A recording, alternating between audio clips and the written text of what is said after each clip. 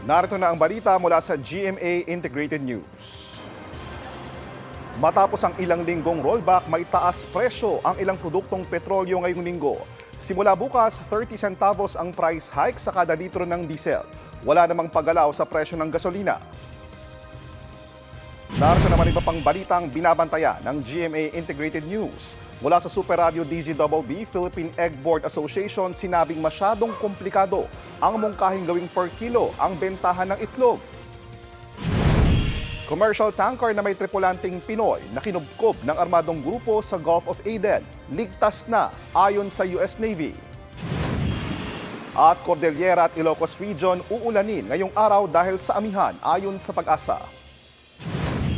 Para sa mas malaking misyon at mas malawak na paglilingkod sa bayan, ako po si JP Soriano ng GMA Integrated News, ang News Authority ng Pilipino.